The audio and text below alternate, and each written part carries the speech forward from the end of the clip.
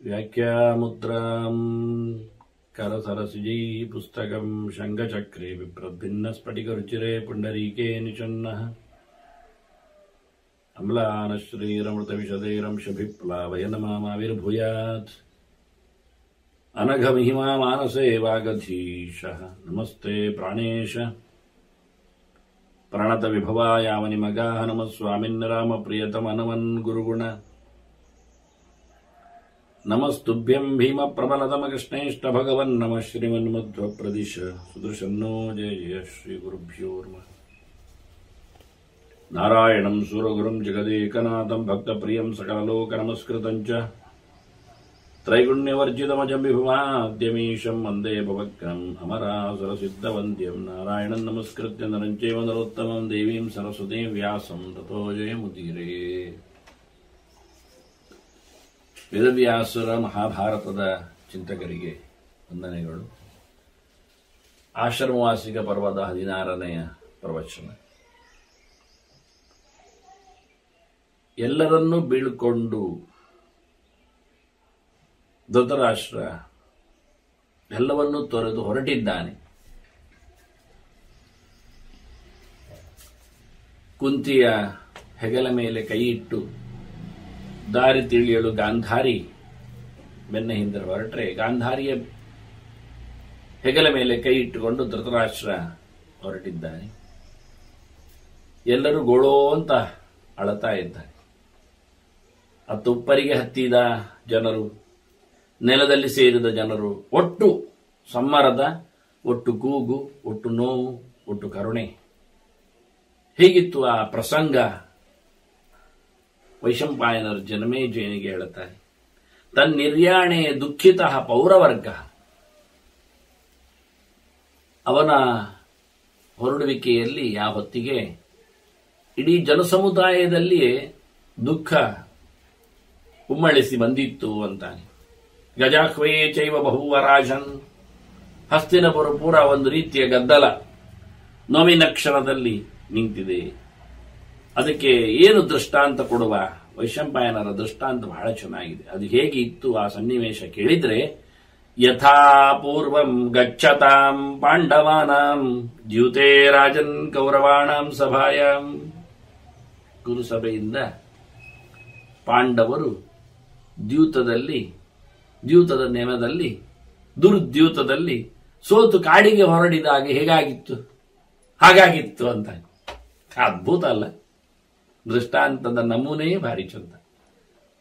ಬೇರೆ ಕೊಡ್ಲಿಕ್ಕಿತ್ತು, ಆದ್ರೆ ಇಲ್ಲಿದ್ದೇ ಕೊಟ್ಟ. ಈಗ ಈಗಿದ್ದೇ ಕೊಟ್ಟ.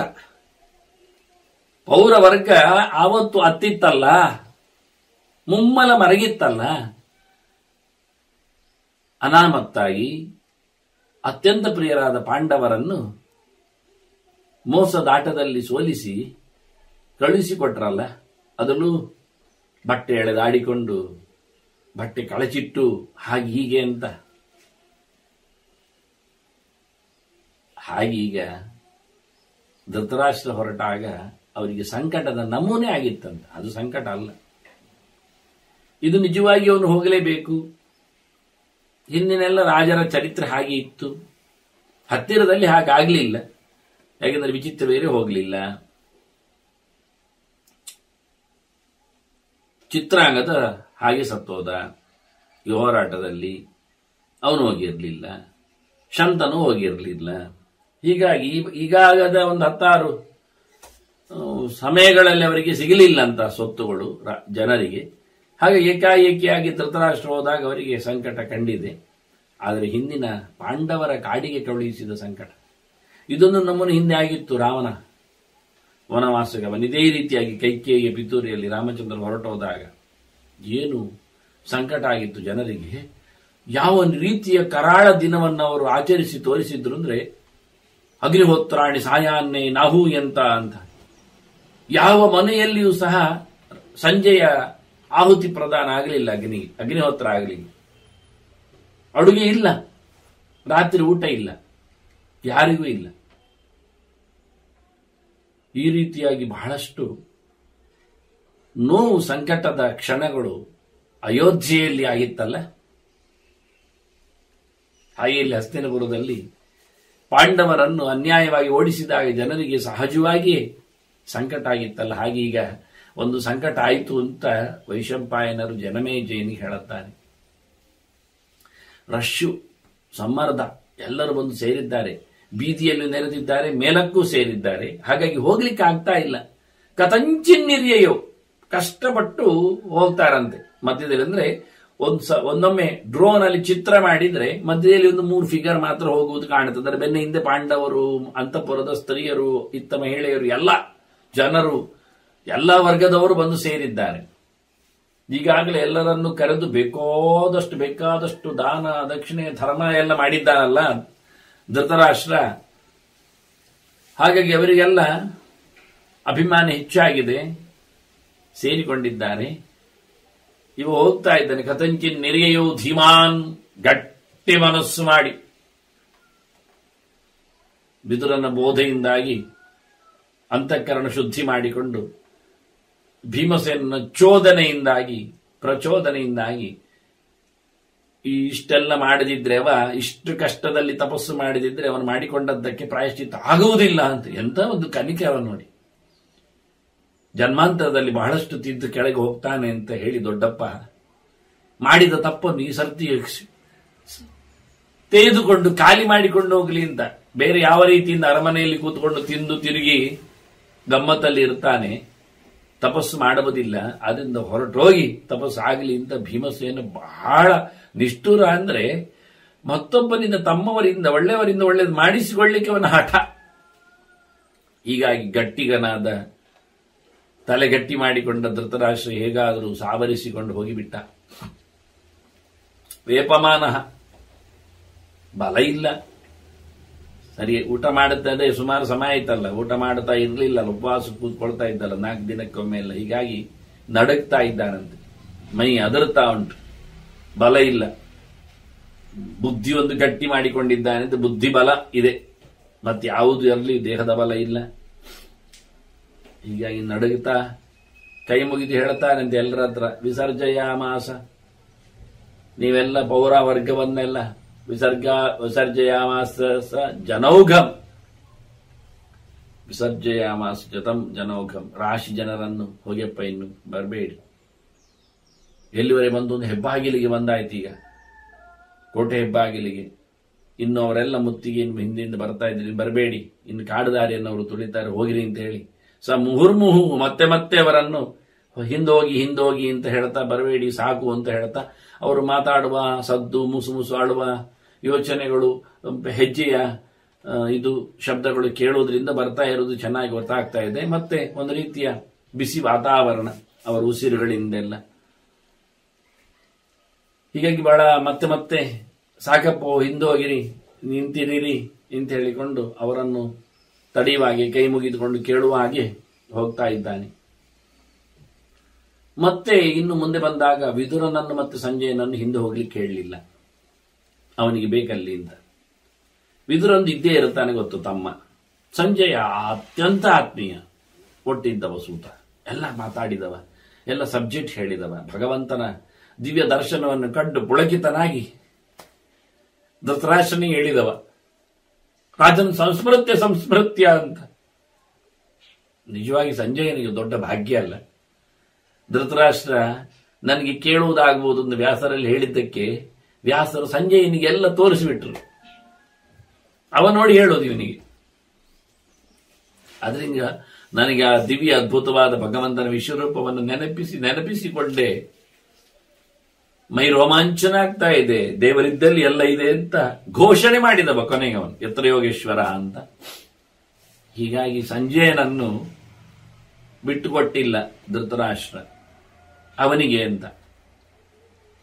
ನಾವು ಲೆಕ್ಕಾಚಾರದಲ್ಲಿ ವಿದುರನನ್ನು ಇಟ್ಟುಕೊಂಡಿದ್ದಾನೆ, ಬಿಟ್ಟುಕೊಟ್ಟಿಲ್ಲ ಅವನಿಗೆ ಅಂತ. ಅವನು ಇಡ್ತಾನೆ, ವಿದುರನಿಗೂ ಗೊತ್ತವನಿಗೆ.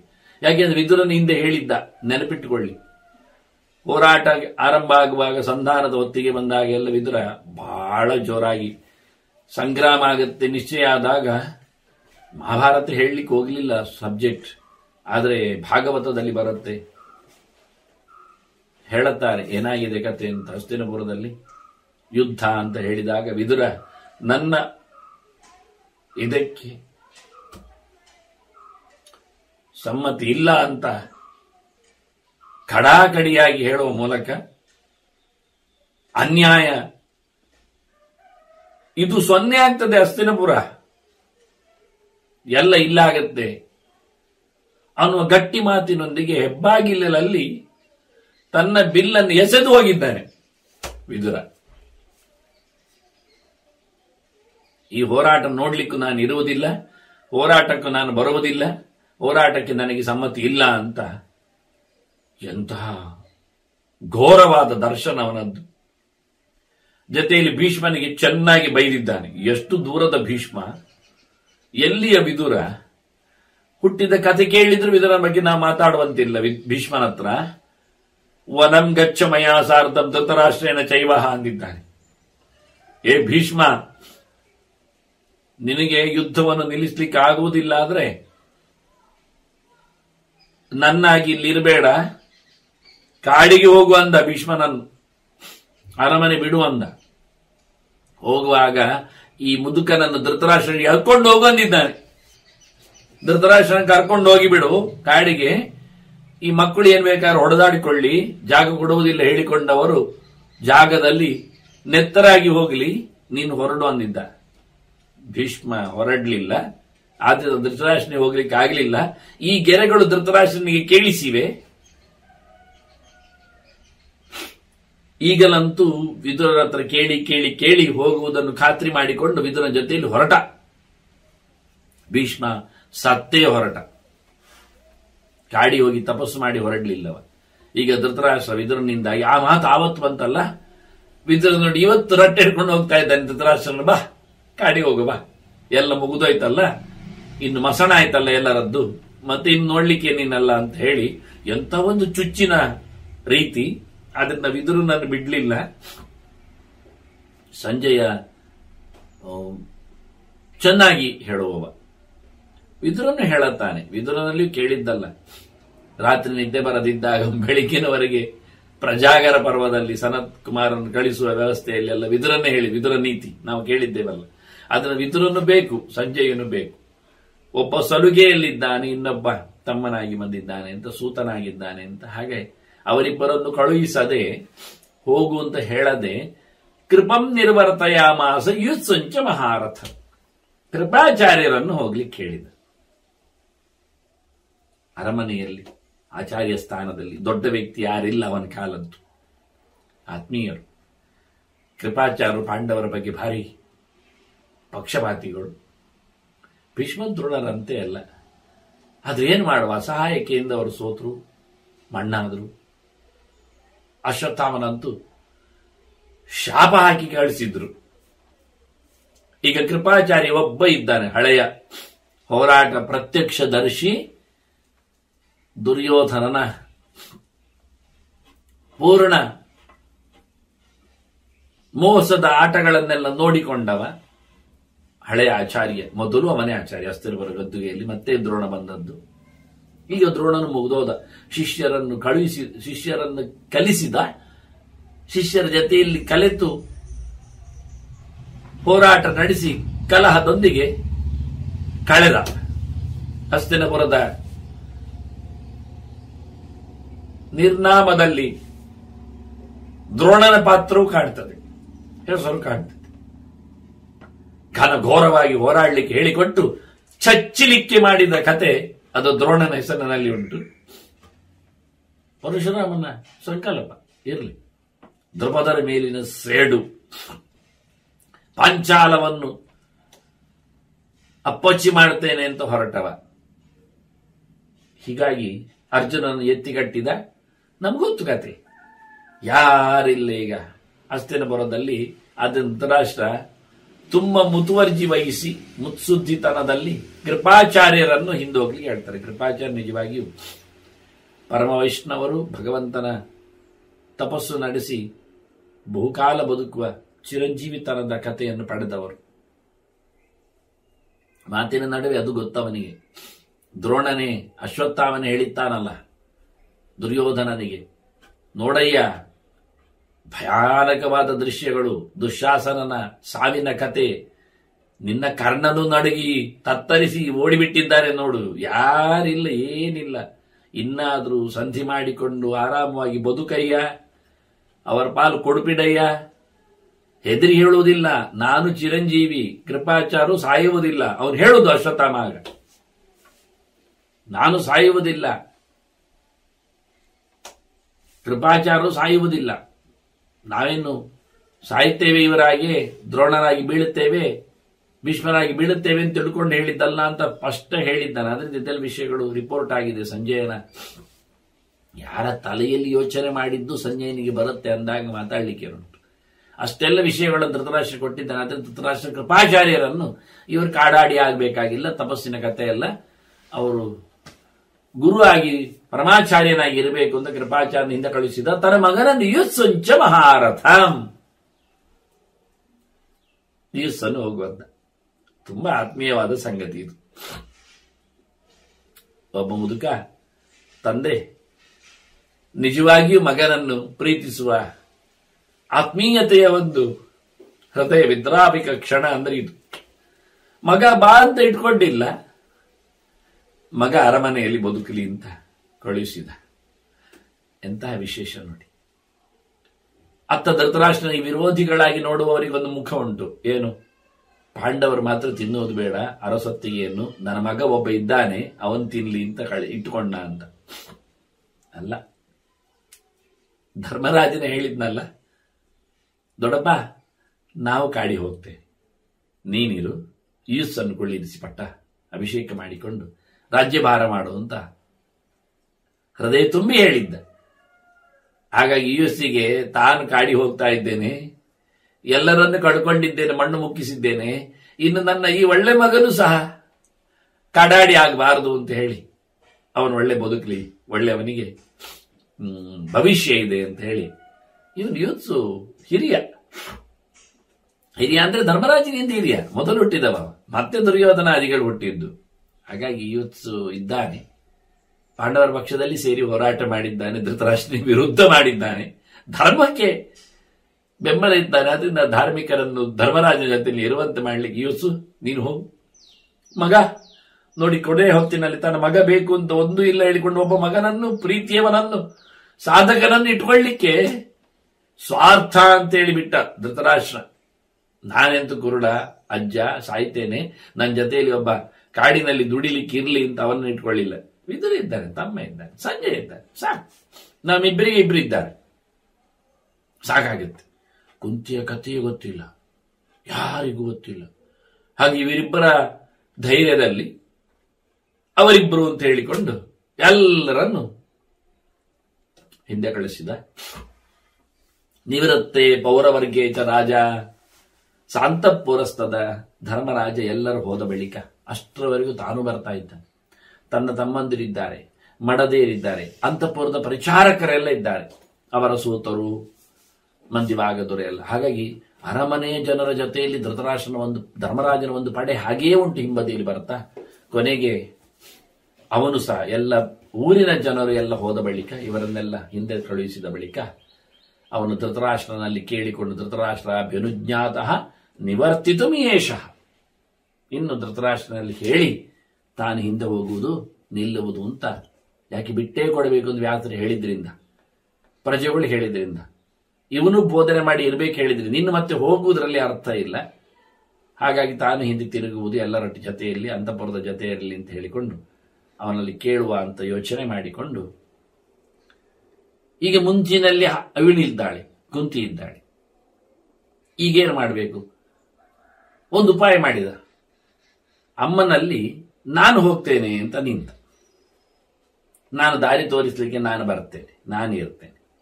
ಅಹಂ ರಾಜಾನಂ ಅನ್ವೇಷಿ, ನಾನು ಮೊದಲಲ್ಲಿ ಹೋದ್ರೆ ನನ್ನ ಹೆಗಲ ಮೇಲೆ ಧೃತರಾಷ್ಟ್ರ ಕೈ ಇಡುತ್ತಾನೆ, ಧೃತರಾಷ್ಟ್ರ ಹೆಗಲ ಮೇಲೆ ಗಾಂಧಾರಿ ಕೈ ಇಡ್ತಾಳೆ. ಈಗ ಹೋಗುವುದು ಹೇಗೆ ಅಂತ, ಕಾಡಿಗೆ ಅಂತ. ಅಲ್ಲಿಗೆ ವಿದುರ ಇದ್ದಾನೆ, ಸಂಜಯ್ ಇದ್ದಲ್ಲ, ಅವರ ಹೆಗಲ ಮೇಲೆ ಕೈ ಇಡ್ಬೋದಿತ್ತಲ್ಲ. ಯಾಕೋ ನನಗೆ ಗುಮಾನಿ ಇತ್ತು, ಅರ್ಥ ಆಗ್ತಾ ಇಲ್ಲ ಸಂಗತಿ ಇತ್ತು.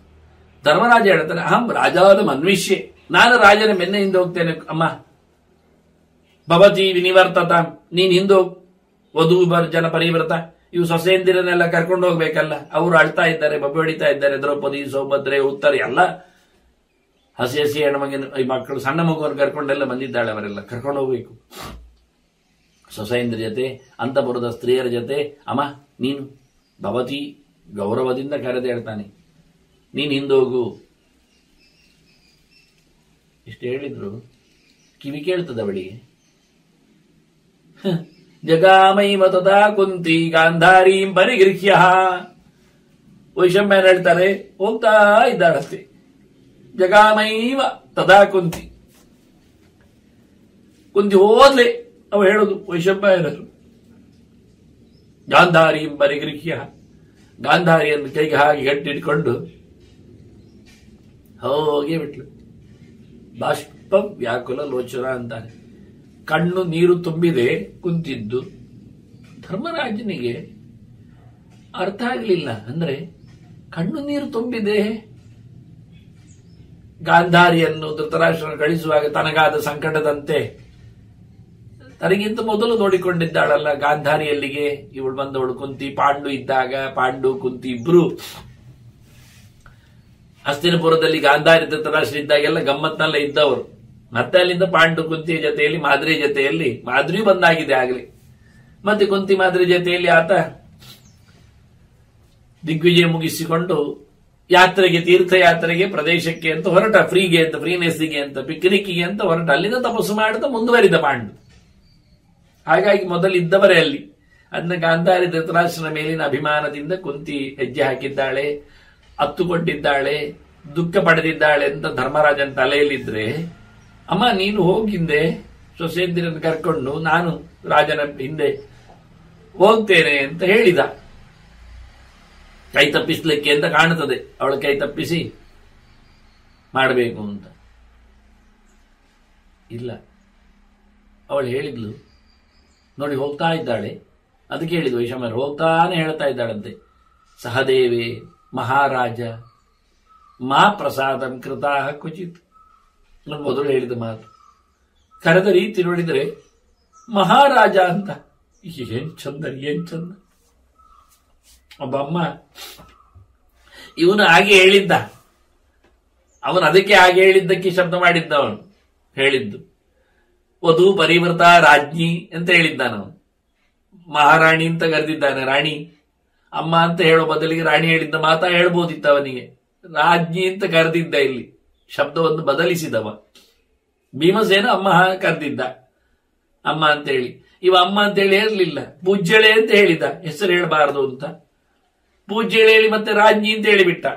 ಅರಮನೆಯ ಮಹಿಳೆಯರನ್ನು ಕರ್ಕೊಂಡು ಹೋಗ್ಲಿಕ್ಕೆ ಇರುವುದರಿಂದ ಒಂದು ಸಾಕೂತವಾಗಿ ಶಬ್ದ ಆಗಿದ.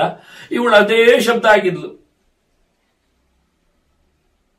ಯಾಕೆಂದ್ರೆ ಸಹದೇವಿ ಮಹಾರಾಜ ಮಗ ಅಂತ ಕರೀಲಿಲ್ಲ ಅವಳು. ನೋಡಿ, ಅರಮನೆಯಿಂದ ಹೊರಗೆ ಬಂದ ತಕ್ಷಣ ಅರಮನೆ ರಾಜನದ್ದು, ನನ್ನ ಮಗ ಆದ್ರೆ ಮಹಾರಾಜ, ಬಾಂಧವ್ಯದ ಪ್ರಶ್ನೆ ಇಲ್ಲ, ತಾಪಸಿಗಳಿಗೆ ಸಂಬಂಧ ಇಲ್ಲ ಅಂತ ಹೇಳಿಕೊಳ್ಳಿಕ್ಕೋಸ್ಕರ ಶುರು ಮಾಡಿದ್ಲು ಅವಳು. ಈಗಲೇ ಓ ಮಹಾರಾಜನೇ ಅಂತ ಕರೀತಾಳೆ. ಸಹದೇವನಲ್ಲಿ ಹೆಚ್ಚು ಕೋಪ ಮಾಡಬೇಡ ಆಯ್ತಾ, ಮುನಿಸು. ಸಹದೇವನಲ್ಲಿ ಬೇಡ. ತನ್ನ ಮಗ ಅಲ್ಲ, ಸವತಿ ಮಗ, ಮಾದ್ರಿ ಮಗ. ಸವತಿಯರೇ ಆಗೋದಿಲ್ಲ, ಇನ್ನು ಸವತಿ ಮಕ್ಕಳಾಗ್ತಾರೆ. ಕೊಟ್ಟಿದ್ದಾಗ ಕೊಡುವಾಗ ಮಾದ್ರಿ ಹೇಳಿಕೊಟ್ಟಿದ್ಲು ಕುಂತಿ ಹತ್ರ, ಕುಂತಿ ನನ್ನ ಮಕ್ಕಳು ನಿನ್ನ ಕೈಯಲ್ಲಿ ಕ್ಷೇಮವಾಗಿರುತ್ತಾರೆ. ಪದಭೇದ ಇಲ್ಲದೆ, ಭಕ್ತಿಭೇದ ಇಲ್ಲದೆ, ಮನಸ್ಸು ಭೇದ ಇಲ್ಲದೆ ನೀನು ಚೆನ್ನಾಗಿ ನಿನ್ನ ಮಕ್ಕಳಂತೆ ನೋಡಿಕೊಳ್ತೀನಿ, ನನಗೆ ಗೊತ್ತು ನಿನ್ನ ಹೃದಯ.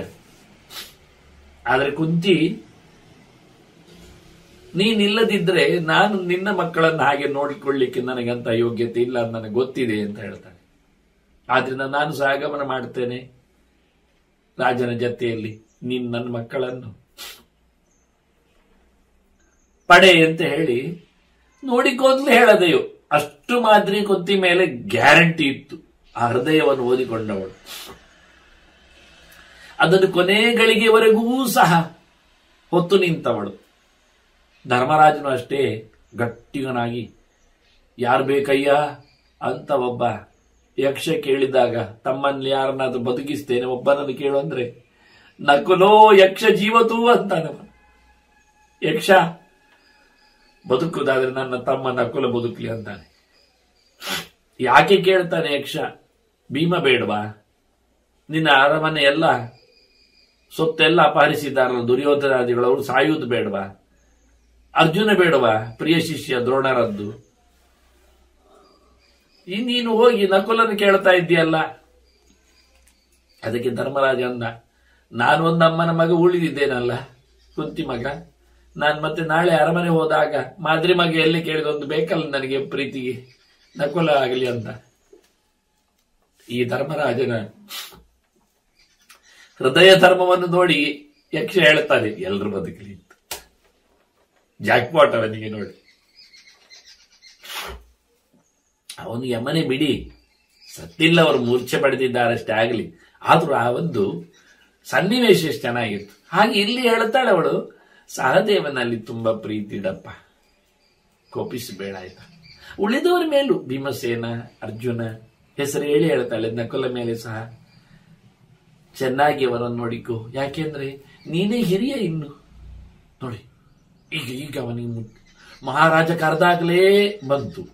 ಯುಧಿಷ್ಠಿರ ಅಂತ ಕರೀದಿಲ್ಲ, ಮಗ ಅಂತ ಹೇಳಲಿಲ್ಲ, ಸಂಬಂಧ ಪ್ರಜ್ಞೆಯನ್ನು ಬಿಟ್ಲು, ಹೆಸರನ್ನು ಎದ್ದು ಬಿಟ್ಲು, ಗೌರವದ ಶಬ್ದ ಆಗಿದ್ಲು. ರಾಜರೇ, ನೀವೀಗ ದೊಡ್ಡವರಿದ್ದೀರಿ, ನಿನ್ನ ಕೈಯಾರೆ ನಿನಗೆ ಭಾರ ಬಿದ್ದಿದೆ ವಂಶದ್ದು, ನಿನ್ನ ಹತ್ತಿರದಲ್ಲೇ ತಮ್ಮಂದಿರಿದ್ದಾರೆ.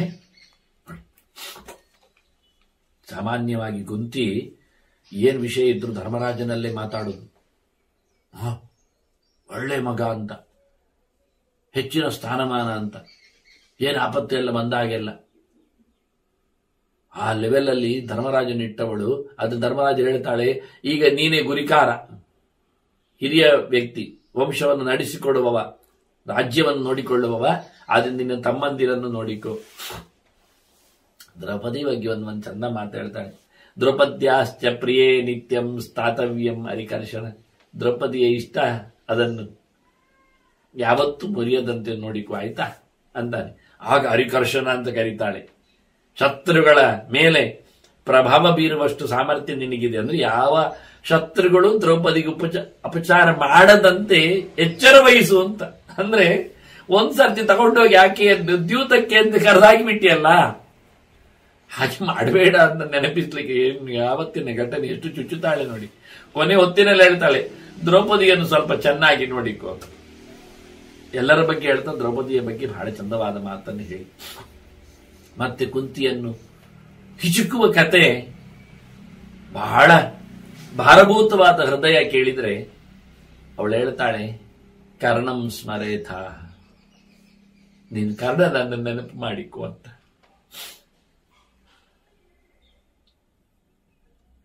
ಯಾವತ್ತು ನೆನಪಿರಲಿ ಅಣ್ಣನ ನೆನಪು. ಕರ್ಣಂ ಸ್ಮರೇತ ಸತತಂ ಸಂಗ್ರಾಮೇಶು ಅಪಲಾಯಿನ. ಎಲ್ಲಿಯೂ ಹೋರಾಟದಲ್ಲಿ ಹಿಂಜರಿಯದ ವ್ಯಕ್ತಿ ಆತನ ಸಾವು ಸೋಲು ನಾನು ಒಪ್ಪಲೇ ಇಲ್ಲ ಅನ್ಕೊಳ್ಳುವಾಗ ಹೇಳ್ತಾಳೆ ಕುಂತಿ.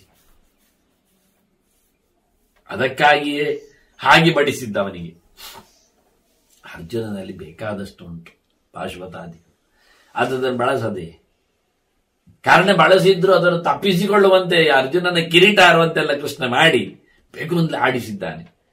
ಹಾಗಾಗಿ ಕುಂತಿ ತನ್ನ ಇನ್ನೊಂದು ಮಗನ ಪೌರುಷವನ್ನು ಎಂದು ಕಮ್ಮಿಯಾಗಿ ಕಾಣ್ತಾ ಇಲ್ಲ. ಅವಳು ಹೇಳ್ತಾಳೆ, ಹೋರಾಟ ದಂಗಳದಲ್ಲಿ ಅಸಮ ವೀರನಾದ ಕರ್ಣನನ್ನು ಯಾವತ್ತು ನೆನಪಿಸಿಕೋ ಅಂತ. ಅವತೀರ್ಣೋ ಹಿ ಸಮಯ ವೀರ, ನನ್ನಲ್ಲಿ ಬಂದದ್ದಲ್ಲವ. ಅವಕೀರ್ಣೋ ಹಿ ಸಮಯ, ನಾನೇ ಅವನನ್ನು ತೊರೆದದ್ದಲ್ಲ. ನನ್ನ ತಲೆ ಹಾಳಾಗಿತ್ತಾಗ, ದುಷ್ಪ್ರಜ್ಞೆಯಾತದ, ಕೆಟ್ಟ ಗಳಿಗೆಯಲ್ಲಿ, ಕೆಟ್ಟ ಯೋಚನೆಯಲ್ಲಿ ನಾನೇ ಪರಿತ್ಯಾಗ ಮಾಡಿದೆ. ಆಯಸಂ ಹೃದಯಂ ನೂನಂ, ನನ್ನ ಹೃದಯ ಅದು ಭಾರಿ ಗಟ್ಟಿಯಾಗಿದೆ. ಈಗ ಹೇಳ್ತಾಳೆ ನಮ್ಮ ಪುತ್ರಕ ಅಂತ. ನೀನು ಸಣ್ಣ ಮಗ, ಅವನು ದೊಡ್ಡ ಮಗ. ನನಗೆ ಇನ್ನು ನನ್ನ ಹೃದಯ ಹರಿತಾ ಇಲ್ಲಲ್ಲ, ಎಷ್ಟು ಗಟ್ಟಿಯಲ್ಲ ನನ್ನದು ಅವನು ಕಳ್ಕೊಂಡು. ಯತ್ ಸೂರ್ಯಜಂ ಅಪಶ್ಯಂತ್ಯ ಶತದಾನ ವಿಧೀರ್ಯತೆ. ಸೂರ್ಯನಿಂದ ಹುಟ್ಟಿ ಬಂದಿರತಕ್ಕ ಮಗನನ್ನು ಕಾಣದೆ ಕಳ್ಕೊಂಡು ಸಾವನ್ನು ನೋವನ್ನು ಅನುಭವಿಸ್ತಾ ನಾನು ಎಷ್ಟು ಸಂಕಟ ಪಡ್ತಾ ಇದ್ದೇನೆ. ಯಾರಿಗೆ ಹಂಗಿಸಲಿ, ಯಾರನ್ನು ದೂರಲಿ, ಮಮದೋಷವೇ ಮತ್ತೆ ಅರ್ಥ. ಇದು ನನ್ನದೇ ಪೂರ್ಣ ಪ್ರಮಾಣದ ತಪ್ಪು. ಖ್ಯಾಪಿತೋ ಎನ್ನ ಸೂರ್ಯಜ ಖ್ಯಾಪಿತೋ ಯತ್ ನ ಸೂರ್ಯಜ. ಸೂರ್ಯ ಮಗ ಅಂತ ಹೇಳಿ ನಾನೇ ಯಾರಿಗೂ ಬಹಿರಂಗ ಮಾಡಲಿಲ್ಲಲ್ಲ, ನಾನೇ ಹೇಳಿಕೊಂಡು ತಿರುಗಲಿಲ್ಲಲ್ಲ. ಅವತ್ತು ಕೇಳಿದಾಗ ಧರ್ಮರಾಜನ ಉತ್ತರ ಕೊಟ್ಟಿರ್ಲಿ ಬಿಡು. ಯಾಕೆ ಹೇಳಲಿಲ್ಲಮ್ಮ ಅಂತ ಜೋರು ಮಾಡಿದಾಗ, ತರ್ಪಣ ಬಿಟ್ಟಾಗ ನಾನು ಹೇಳಬೇಕು ಎಂದು ಸುಮಾರು ಸರ್ತಿ ಹೊರಟೆ, ಅವಕಾಶ ಆಗಲಿಲ್ಲ. ಅವ ಮತ್ತೆ ನಿಮ್ಮ ಪೂರಾ ವಿರೋಧದಲ್ಲಿ ನಿಂತ, ಕೆಟ್ಟವನಾಗಿ ನಿಂತ, ಕೆಟ್ಟವರ ಬೆಂಬಲದಲ್ಲಿ ನಿಂತ.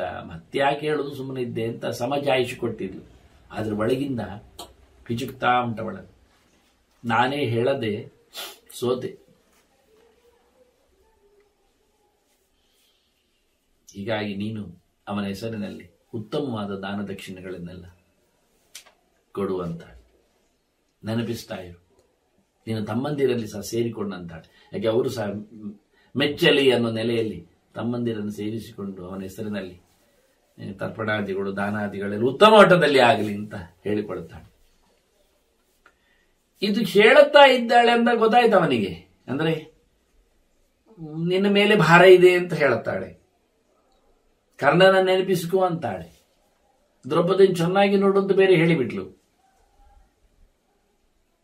ಹಿಂತಿರುಗ್ಲಿಕ್ಕೆ ಕಾಣ್ತಾ ಇಲ್ಲ ಲಕ್ಷಣ. ಕೊನೆಯ ತನ್ನ ಘೋಷಣೆ ಮಾಡಿಕೊಳ್ತಾಳೆ. ಶ್ವಶ್ರೂಶುರಯೋ ಪಾದಾನ್ನು ಶುಶ್ರೂಷಂತಿ ವನೇತು ಅಹಂ ಗಾಂಧಾರಿ ಸಹಿತಾವತ್ಸ್ಯೇ ತಾಪಸಿ ಮಲಮಂಕಿನಿ. ಮಾಡಿದ ತಪ್ಪು, ಪಾಪದ ಲೇಪ, ದೋಷ, ಕಳೆ, ಕೊಳೆ ನನಗೆ ಅಂಟಿಕೊಂಡಿದೆಯಪ್ಪ ಅನ್ನುವ ನೆಲೆಯಲ್ಲಿ ಹೇಳುತ್ತಾಳೆ. ನಾನು ಹೀಗೆ ತಾಪಸಿಯಾಗಿ ಇರ್ತೇನೆ ನೋಡಿ. ಅವರೆಲ್ಲ ಹೊರಟಿದ್ದಾರೆ, ಇವಳು ಹೇಳದೆ ಹೊರಟವಳು ನೋಡಿ. ಅವರದ್ದೆಲ್ಲ ಗಂಟು ಮುಟ್ಟೆ ಅಂತ ಇಲ್ಲ, ಇವಳದ್ದು ಖಾಲಿ. ನಿಜವಾಗಿ ಅವರೆಲ್ಲ ಎಲ್ಲರ ಹತ್ರ ಹೇಳಿ ಕೇಳಬೇಕು ಮಾಡಿ ಎಲ್ಲ. ಇದು ಕುಂತಿ, ಕೊನೆಯ ಕ್ಷಣದ ದೃಢ ನಿರ್ಧಾರದ ಕುಂತಿ. ಆದ್ರಿಂದ ವೇದವ್ಯಾಸರು ಇಬ್ಬರು ತನ್ನ ಸೊಸೆಯಂದಿರ ಬಗ್ಗೆ ಮಾತೇಳಿದವರು. ಗಾಂಧಾರ್ಯ ಧರ್ಮಶೀಲತಾ ಧೃತಿಂ ಕುಂತ್ಯಾ ಅಂತ. ಕುಂತಿಯ ಧೈರ್ಯ ಮೆಚ್ಚಿಕೊಳ್ಳಿ, ಗಾಂಧಾರಿಯ ಧರ್ಮನಿಷ್ಠೆಯನ್ನು ಓದಿಕೊಳ್ಳಿ ಅಂತ. ನಾನು ಅತ್ತೆ ಮಾವರ ಸೇವೆ ಮಾಡ್ತೇನೆ ಅಂತ ಹೇಳಿದ್ಲು. ಎಲ್ಲಿ ಅತ್ತೆ ಮಾವ? ಇಲ್ಲಿ ಎಲ್ಲಿದ್ದಾರೆ ಅತ್ತೆ ಮಾವ? ಅದು ನೋಡಿ ಅವಳ ಯೋಚನೆ ಹೇಗೆ ಅಂತ. ಅತ್ತೆ ಮಾವರ ಸೇವೆ ಮಾಡುವ ಭಾಗ್ಯದಂತೆ ಅಂತ ಕುಂತಿಯ ಕಥೆ ಇದು. ಕುಂತಿ ಕಮ್ಮಿಯವಳಲ್ಲ, ಧೃತರಾಷ್ಟ್ರನ ತಮ್ಮನ ಹೆಂಡತಿ. ಧೃತರಾಷ್ಟ್ರ ತಮ್ಮ ಪಾಂಡು ರಾಜ ಮಹಾರಾಜ. ಈಗ ಅಷ್ಟೇ ಬರ್ತ ಗೊತ್ತಿಗೆ ಆಳ್ವಿಕೆ ಮಾಡುತ್ತಿರೋ ಮಹಾರಾಜನ ಧರ್ಮರಾಜನ ಅಮ್ಮ. ಅವಳು ಮಾಡಬೇಕಿದ್ರೆ ಅವಳ ಅತ್ತೆ ಮಾವನನ್ನು ಮಾಡಬೇಕಿತ್ತಲ್ಲ. ಪಾಂಡು ರಾಜ, ಪಾಂಡುವಿನ ಅಪ್ಪ. ಅಲ್ಲಿಂದ ಬರ ವಿಚಿತ್ರ ವೀರ್ಯ, ಮತ್ತೆ ಅಂಬಾಲಿಕೆ. ಎಲ್ಲಿ ಯಾರಿಲ್ಲ ಅಲ್ಲಿ, ಅಂಬಾಲಿಕೆ ಇಲ್ಲ. ಅವರೆಲ್ಲ ವ್ಯಾಸಾಶ್ರಮ ಹಿಂದೆ ಸತ್ಯವತಿ ಹುಟ್ಟಿ ಹೋಗಿಬಿಟ್ಟಿದ್ದಾರೆ. ಆದ್ರೆ ನಾನಿವತ್ತು ನನ್ನ ಅಕ್ಕನ ಭಾವನ, ಗಾಂಧಾರಿ ಅಕ್ಕ ಅಲ್ಲ, ತನ್ನ ಗಂಡನ ಅಣ್ಣನ ಹೆಂಡತಿ, ಗಂಡನ ಅಣ್ಣ, ಅವರಿಬ್ಬರ ಸೇವೆ ಮಾಡುತ್ತೇನೆ. ಆದರೆ ನಾನು ಅವರನ್ನು ಹೇಗೆ ನೋಡಿಕೊಳ್ಳುತ್ತೇನೆ ಅಂದ್ರೆ ಅತ್ತೆ ಮಾವರಂತೆ ನೋಡಿಕೊಳ್ಳುವ ಸೇವೆ, ಅವರ ಪಾದ ಸೇವೆ ನಾನು ಮಾಡುತ್ತೇನೆ. ಅಲ್ಲಿ ನಾನು ಇರುತ್ತೇನೆ. ಅವರಿಗೆ ನನಗೆ ನೋಡಿ, ಗಾಂಧಾರಿಗೆ ಯಾರಿಲ್ಲ ಈಗ ಧೃತರಾಷ್ಟ್ರನಿಗೆ ವಿದುರ ಸಂಜೆ ಇರಬಹುದು ಅಂತ ಎನ್ನುವುದು ಸತ್ಯ. ಆದರೆ ನಿರಂತರ ವಿದುರ ಇರ್ತಾನೆ ಅಂತ ಖಾತ್ರಿ ಇಲ್ಲ. ಈಗಾಗಲೇ 15 ವರ್ಷದಲ್ಲಿ ವಿದುರ ನಿರಂತರವಾಗಿ ಹಸ್ತಿನಪುರದಲ್ಲಿ ಇರಲಿಲ್ಲ. ಪ್ರಾಯ ಅಷ್ಟೇ ಗಜಪುರೆ ಪಾಂಡವಾನ ದಿದೃಕ್ಷಯ ಅಂತ. ಹೋರಾಟ ಮುಗಿದ ಬಳಿಕ ಧರ್ಮರಾಜ ರಾಜ್ಯಭಾರ ಮಾಡಿದ ನಂತರ ಭೀಷ್ಮೋಪದೇಶವನ್ನು ಕೇಳಿ ಭೀಷ್ಮ ಹೊರಟ ಮೇಲೆ ವಿದುರ ಹೆಚ್ಚು ಸಮಯ ಇರಲಿಲ್ಲ. ಈಗ 15 ವರ್ಷ ಆಯಿತು ಪಾಂಡವರ ರಾಜ್ಯಭಾರ. 3 ಮಹಾಶ್ವಮೇಧಗಳಾದವು. ಇದರಲ್ಲೆಲ್ಲ ಬಂದು ಹೋಗ್ತಾ ಇದ್ದ. ಪಾಂಡವರು ಭಾರಿ ಇಷ್ಟ ಹೇಳಿಕೊಂಡು ಎಲ್ಲ ತೀರ್ಥಯಾತ್ರೆಯಲ್ಲೇ ಪ್ರಾಯ ಎಲ್ಲ ಕಡೆ ಹೋಗಿರ್ತಾರೆ. ಪ್ರಾಯ ಅಷ್ಟೇ ಗಜಪುರ, ಹೆಚ್ಚಾಗಿ ಅಸ್ಥಿರ ಹೊರಗೆ ಬರ್ತಾನೆ ಮತ್ತೆ ಹೋಗ್ತಾನೆ, ಮತ್ತೆ ಹೆಚ್ಚು ಸಮಯ ಇರ್ತಾನೆ ಪಾಂಡವರ ಜೊತೆಯಲ್ಲಿ ಒಟ್ಟಿಗೆ ಇರ್ತಾನೆ ಹೆಚ್ಚು ಸಮಯ. ಧರ್ಮರಾಜನ ಹೇಳ್ತಾನೆ ವಿದುರನ ಹತ್ರ, ನೀನೇ ಇನ್ನು ಮಂತ್ರಿ ಅಂತ. ನಾನ್ ಬೇಡ ಅಂದ. ಹೇಗೆ? ನೀನೇ ಧರ್ಮರಾಜ ಇದ್ದೀಯಲ್ಲ. ಧೃತರಾಷ್ಟ್ರ ಇದ್ದಾಗ ಧರ್ಮ ಇರಲಿಲ್ಲ, ಆದ್ರಿಂದ ವಿದುರ ಧರ್ಮ ಯಮ ಬೇಕಿತ್ತು. ಈಗ ಸ್ವಯಂ ಧರ್ಮನೇ ರಾಜ್ಯಭಾರ ಮಾಡುವಾಗ ಯಮನೇ ನಿಂತಾಗ ಮತ್ತೆ ವಿದುರ ಯಾವ ರೋಲ್ ಅಲ್ಲಿ? ಆದ್ರಿಂದ ವಿದುರ ಹೋಗ್ತಿದ್ದ. ಪೊಸಿಷನ್ ಅಲ್ಲಿ ಇಲ್ಲದೆ, ಅಧಿಕಾರವನ್ನು ವಹಿಸಿಕೊಳ್ಳದೆ, ಇರುವಾಗ ಇರ್ತೇನೆ, ಹೋಗುವಾಗ ಹೋಗ್ತೇನೆ ಅಂತ ಹಾಗಿದ್ದವ. ಆದ್ರಿಂದ ವಿದುರ ಇನ್ನೂ ಖಾತ್ರಿ ಇಲ್ಲ ಧೃತರಾಷ್ಟ್ರನಲ್ಲೇ ಇರ್ತಾರೆ ಅಂತ. ಸಂಜೆ ಇರ್ತಾರೆ. ಆದ್ರೆ ಗಾಂಧಾರಿ ಯಾರಿದ್ದಾರೆ? ಆದ್ರಿಂದ ಗಾಂಧಾರಿಗೆ ಕೂತ್ಬಿಟ್ಲು. ನಾನು ಗಾಂಧಾರಿ ಸಹಿತ ವತ್ಸಿ ಅಂತ ಹೇಳಿಬಿಟ್ಲು ಅವಳು. ನಾನು ಗಾಂಧಾರಿ ಜೊತೆಯಲ್ಲಿ ಇರ್ತೇನೆ, ನಾನು ತಪಸ್ಸು ಮಾಡುತ್ತೇನೆ, ನಾನು ಅನ್ಯಾಯ ಮಾಡಿದ್ನಲ್ಲ, ನನಗೂ ದೋಷ ಉಂಟಲ್ಲ, ನಾನು ಹಾಗೆ ಒಂದು ಮದುವೆ ಆಗದೆ ಪಡೆದ ಮಗು ಅದನ್ನು ನೀರಿಗೆ ತೇಲಿಬಿಟ್ಟು ವಿರೋಧ ಪಕ್ಷದಲ್ಲಿ ನಿಂತು ಸಾವು ಒಂದು ಕಣ್ಣಾರೆ ಕಾಣುವಂತಾಯ್ತಲ್ಲ ನನಗೆ, ನಾನು ಮಾಡಿದ ಅನ್ಯಾಯಕ್ಕೆ ನಾನು ತಪಸ್ವಿ ಆಗ್ತೇನೆ. ವೈಶಂಪಾಯನರು ಹೇಳ್ತಾರೆ ಜನಮೇಜಯನ ಹತ್ರ, ನಸ ಕಿಂಚಿತ್ ವಾಚಃ ಅಂತ. ವಿಷಾದ ಭಗವದ್ಧೀಮ. ಎಷ್ಟು ಗಟ್ಟಿಗೆ ನಾದಿದ್ದ ಧರ್ಮರಾಜ, ಎಲ್ಲ ವ್ಯಾಸರ ಹೇಳಿ ಕೇಳಿಕೊಂಡಿದ್ದ, ಹೋಗ್ಲಿಕ್ಕೆ ಬಿಟ್ಟು ಕೊಟ್ಟ, ಬೊಬ್ಬೆ ಹೊಡೆದು ಬಿದ್ದಿದ್ದ ಧೃತರಾಷ್ಟ್ರ ಬಂದಾಗ. ಈಗ ಮತ್ತೆ ಸಾವರಿಸಿ ಹೊರಟಿದ್ದಾನೆ ಅರ್ಜುನ ಹೇಳಿ. ಈಗ ಮತ್ತೆ ಅವನ ಅಮ್ಮನ ಮಾತು ಕೇಳಿ ಒಮ್ಮೆಲೆ ಕಂಗಾಲವ, ಗರಬಡಿದವನಂತೆ ನಿಂತೆ ಬಿಟ್ಟ. ತುಂಬಾ ನೋವು ಅನುಭವಿಸಿದ. ಏನು ಹೇಳಲಿಕ್ಕೆ ಆಗಲಿಲ್ಲ ಅವನಿಗೆ, ಮಾತೇ ನಿಂತೋಯ್ತು. ಎಂತದು? ಒಂದರ ಮೇಲೆ ಒಂದು ಹೊಡೆತ ಬಿದ್ದ ಹಾಗೆ. ಸುಮಾರು ಹೊತ್ತು ಬಾಯಿ ಮುಚ್ಚಿ ಕೂತವ ಹೇಳಿದ ಅಮ್ಮನಲ್ಲಿ. ಸ್ವಲ್ಪ ಗಡುಸು ಧ್ವನಿ, ಅದರಲ್ಲಿ ಬೇಡಿಕೆ, ಕಿವಿದಂತೆ ವ್ಯವಸ್ಥಿತ. ಎಂತಮ್ಮ ನೀನು ಮಾಡುವುದು? ಎಂತ ಇದು? ಎಂತ ಮೈವಂತೊಮ್ಮ ಹೋಗ್ತು ಮಾರಸಿ. ನೀನು ಈಗ ಹೇಳುವುದಲ್ಲ, ಹೇಳಬಾರ್ದು ಈಗ, ಆಯ್ತಾ? ನತ್ವಾಮಭ್ಯನುಜಾನ, ನಾನು ನಿನಗೆ ಹೋಗ್ಲಿಕ್ಕೆ ಬಿಡುವುದಿಲ್ಲ, ನಾನು ನಿನಗೆ ಹೋಗಿ ಹೇಳುವುದಿಲ್ಲ, ನಾನು ನಿನಗೆ ಹೋಗ್ಲಿಕ್ಕೆ ಒಪ್ಪಣೆಯಲ್ಲಿ ನನ್ನಲ್ಲಿ ಇಲ್ಲ. ಪ್ರಸಾದಂ ಕರ್ತು ಮಾರಸಿದ ಅಮ್ಮಯ್ಯ, ನಮಗೇನಾದ್ರೂ ಒಳ್ಳೇದು ಮಾಡ್ಲಿಕ್ಕೆ ನೀನ್ ಬಾ, ಬಂದ್ವಿ. ಇದು ನಿನ್ನ ನಿರ್ಧಾರ ಸರಿ ಇಲ್ಲ ಅಂತ ಮತ್ತೆ ಹೇಳ್ತಾನೆ. ನೀನೇನ್ ಮಾಡಿದೆ ಹೇಳು? ಈಗ ಕಾಡಿಗೆ ಹೋಗ್ಲಿಕ್ಕೆ ಬಂದ ಕತೆ ಆಗ್ಬೇಕಾದ್ರೆ ಇಲ್ಲೆಲ್ಲ ಸಾವು ನೋವು ಆಗಿದೆ. ಕರ್ಣನನ್ನು ಸತ್ತದ್ದು ಸುದ್ದಿ ಬಂತು ಈಗ ಅಲ್ವಾ? ಅಲ್ಲಿಂದ ಹಿಚ್ಚಿಕೊಂಡ ಧೃತರಾಷ್ಟ್ರನಿಗೆ, ಧರ್ಮರಾಜನಿಗೆ ಮೊದಲೇ ಕರ್ಣನನ್ನು ಕೊಂದಾಗದಿಂದಲೂ ಅವಘಡ ಆಗ್ತಿತ್ತು. ಮೊದಲು ಕರ್ಣ ಸಾಯಲಿಲ್ಲ ಅಂದಾಗ ನಡಕ್ತಿದ್ದ. ಅರ್ಜುನ ಬಂದ ನಮಸ್ಕಾರಕ್ಕೆ ಶಿಬಿರಕ್ಕೆ, ಅಣ್ಣನನ್ನು ನೋಡಿ ಹೋಗುವ ಅಂತ. ಆಗ ನಮಸ್ಕಾರ ಮಾಡಿದ ಅಣ್ಣ ಅಂತೇಳಿ. ಏನು ಕರ್ಣನನ್ನು ಕೊಂದು ಬಂದಿಯ? ಭಾರಿ ಖುಷಿ ಆಯ್ತು ಮಾರಿ, ನಂಗೆ ನಿದ್ದೆ ರಾತ್ರಿ ಸಸುತ್ತ ಬರ್ತೇನಿಲ್ಲ. ಆ ಸಮಯದಿಂದ 12 ವರ್ಷದಿಂದ ಇದ್ದದ್ದು ಒಂದು ಪೀಡೆ ಮುಗಿಯಿತು ಅಂತ ಒಂದಿಷ್ಟು ಉದ್ದ ಹೇಳಿಯೇ ಕೊಂಡೋದ ಧರ್ಮರಾಜ. ಇಲ್ಲ ಅಣ್ಣ, ನಾನು ಕೊಂದು ಬರಬೇಕಷ್ಟು, ಕೊಲ್ಲಿಲ್ಲ, ಇನ್ನು ಕೊಲ್ತೇನೆ ಅಂದ. ಕೊಲ್ಲಿಲ್ವ? ಪರ್ಪೋಷಿ ಗಾಂಡಿಯು ನಿಂಗೆ ಯಾಕ ಕೊಡದನ್ನು ಕೃಷ್ಣನ್ ಯಾವ್ದು ಅಲ್ಲಿ ಶುರು ಮಾಡಿದವ. ಬಹಳಷ್ಟು ಕರ್ಣನಿಂದ ನೊಂದವ ಕರ್ಣನನ್ನು ಬಹಳ ಜೋರಾದ ಎದುರಂಗಡಿ ಮಾಡಿಕೊಂಡ ಧರ್ಮರಾಜ ಕೊನೆಗೆ ನಮಗೆ ಗೊತ್ತು, ಗಾಂಡೀವ ಕೊಡು ಹೇಳಿದ ಗತ್ತೆ, ಗಲಾಟೆ, ಸತ್ಯ ಅದು ಆದದ್ದು ಕೃಷ್ಣನಿಂದ ಎಲ್ಲ ಗೊತ್ತು. ಇಷ್ಟು ಕರ್ಣನನ್ನು ನೋಡಿಕೊಂಡವ ಒಮ್ಮಿಂದೊಂಬೆಲೆ ಕರ್ಣನಿಗೆ ತರ್ಪಣ ಕೊಡು ಅಂದಾಗ ಕುಂತಿಯಲ್ಲಿ ಕೇಳಿ ಸಂಕಟ ಆಗಿ ಇನ್ನು ಯಾವ ಹೆಂಗಸರಲ್ಲಿಯೂ ಗುಟ್ಟು ಹೊಟ್ಟೆಯಲ್ಲಿ ಇರಬಾರದು ಅಂತೆಲ್ಲ ಶಾಪ ಕೊಡುವಷ್ಟರ ಮಟ್ಟಿಗೆ ಧರ್ಮರಾಜ ಮುಂದೋಯ್ದ. ಪೂರಾ ಈಗ ನೋಡಿ, ಒಂದು ವಸ್ತು ಅಪ್ರಿಯವಾದಾಗ ಎಷ್ಟು ಆಗಿತ್ತು ಕರ್ಣ, ಅದೇ ಸಂಬಂಧಿ ಅಂದಾಗ ಪ್ರಿಯ ಎಷ್ಟಾಯ್ತು ನೋಡಿ. ಅರ್ಥ ಆಗುವುದಿಲ್ಲ ಮನಸ್ಸಿನ ಭಾವನೆಗಳಿಗೆ. ಈಗ ಅದೇ ಸುದ್ದಿ ಹೇಳಿಕೊಂಡು ಕರ್ಣನನ್ನು ನೆನಪಿಸಿಕೋ, ನೆನಪಾಯ್ತು ಈಗ ಡಮ್ಮ ನೆನಪಾಯ್ತು. ಈಗ ಬಡಕ್ಕ ಸೈಕಾಲಜಿ ನೋಡಿ, ಎಲ್ಲಿ ಹಿಡಿದದ್ದು ಧರ್ಮರಾಜನ ಪೂರಾ ಮೈಯನ್ನು ಹಿಚಿಕ್ಕಿ ಬಿಟ್ಟಿದೆ. ಅವನ ಹೆಸರಿನಲ್ಲಿ ಕಂಡಾಬಟ್ಟೆ ದಾರಧರ್ಮ ಎಲ್ಲ ಮಾಡು, ನಾನು ತಪ್ಪು ಮಾಡಿಕೊಂಡೆ, ನಾನು ಹೇಳಲಿಲ್ಲ, ನಾನು ಎಷ್ಟು ಕೆಟ್ಟವಳಾಗಿ ಬಿಟ್ಟೆ, ನನ್ನ ಹೃದಯ ಎಷ್ಟು ಕಬ್ಬಿಣ ಆಗಿ ಹೋಯಿತು, ಸಾಯ್ತಾ ಇಲ್ಲಲ್ಲ ಹೀಗೆಲ್ಲ ಕುಂತಿ ಬಡಬಡಿಸಿಕೊಳ್ಬೇಕಾದ್ರೆ ಧರ್ಮರಾಜ ಎಷ್ಟು ಜೋರ ಇರ್ಲಿಕ್ಕಿಲ್ಲ. ಅವನಾಗ್ಲೇ ಹೇಳಿದ, ಅಣ್ಣ ಅಪ್ಪನಾಗಿ ಅಲ್ಲ, ನಾನು ಕೊಂದು ಬಿಟ್ಟೆಲ್ಲ ಅಂತೇಳಿ ಪಶ್ಚಾತ್ತಾಪದಿಂದ ನೊಂದುಕೊಂಡ ಧರ್ಮರಾಜ ಹೇಳ್ತಾನೆ, ಅಮ್ಮ ಎಂತದು ಹೋರಾಟ ಮಾಡು ಅಂತ ಯಾರು ಹೇಳಿದ್ದು ಅಂತ ಹೇಳ್ತಾನೆ. ಈಗ ಬುಡಕ್ಕೆ ಕೈ ಹಾಕಿದ, ವ್ಯಚೋದಯ ಪುರ ಅಸ್ಮಾಕಂ ಉತ್ಸಾಹಂ ಶುಭದರ್ಶನೆ. ಒಳ್ಳೆ ಹೆಂಗಸು ನೀನು ಹೇಳ್ತಾನೆ. ಒಳ್ಳೆ ಹೆಂಗಸು. ನೀನು ಒಳ್ಳೆಯದಾಗಿ ನಮ್ಮನ್ನು ನೋಡ್ಲಿಕ್ಕೆ ಬರಬೇಕೀಗ. ಯಾಕೆ ಹೋರಾಟ ಹಿಂದೆ ಆಗ್ಲಿಕ್ಕೆ ಹೇಳಿದ್ದೆ ನೀನು ಅಂದ. ನಮ್ಮಲ್ಲಿ ಉತ್ಸಾಹ, ನಾವು ಕಾಡಲ್ಲಿ ಇದ್ದೆವು, ಅಕ್ಷಯ ಪಾತ್ರೆ ಇತ್ತು, ಆರಾಮ ಊಟ ಮಾಡ್ತಿದ್ದೆ. ನೀನ್ ಹಿಂದೆ ಇರ್ಲಿಲ್ಲ ಅಂತ, ನೀನ್ ಇತರ ಸೊಸೆಯಂದ್ರ ಜೊತೆಯಲ್ಲಿ ಇದ್ದೆ ಅಂತ. ನಾವು ಅಕ್ಷಯ ಪಾತ್ರೆಯನ್ನು ಹಿಂದೆ ಕೊಡ್ಲಿಲ್ಲ, 12 ವರ್ಷದೊಂದು ಅದರಲ್ಲಿ ಬರೀಲಿಲ್ಲ ಗ್ಯಾರಂಟಿ ಅಂತ. ಅದು ಪರ್ಮನೆಂಟ್ ಅಕ್ಷಯ ಪಾತ್ರೆ. ಅದು ಕೊಡದಿದ್ರೆ ಇನ್ನು ನಾವು ಊಟ ಮಾಡ್ಲಿಕ್ಕೆ ಇತ್ತಿತ್ತು. ನಾವು ಬರ್ತಾ ಇರ್ಲಿಲ್ಲ.